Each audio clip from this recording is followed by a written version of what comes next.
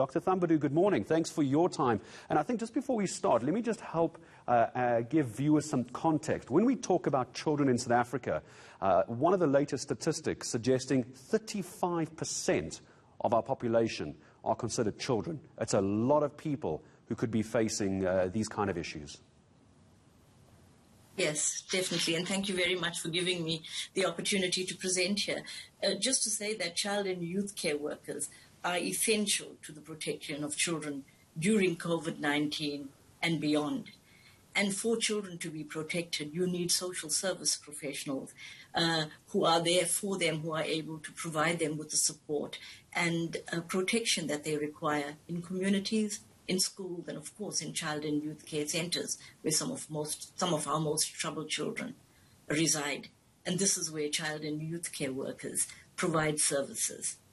Let's talk about those services for a moment. What is the most common issue that your organisation and perhaps other NGOs come across? I was reading a report that poverty in South Africa playing a big part in the issues that children are facing and that are not being protected properly. How big an issue is poverty?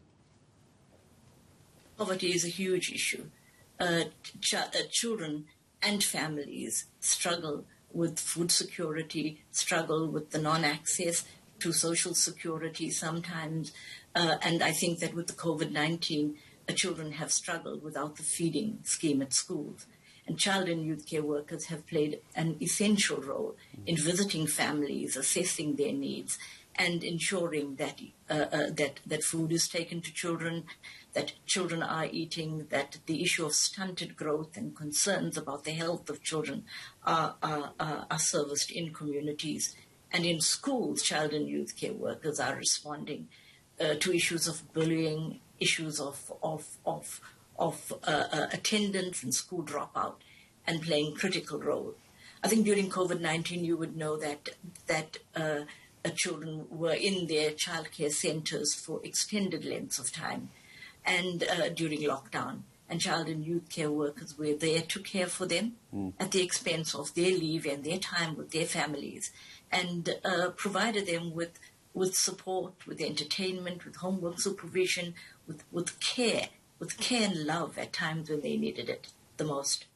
Doctor, I'm glad you touched on the issue and the question around support at school. While there were many centres that were open to provide for children who needed support, normal schooling, as we know, came to an end. And often this is a child's safe space, isn't it? This is where a child can perhaps speak to a teacher, speak to a counsellor as well. And that was simply yanked away from them.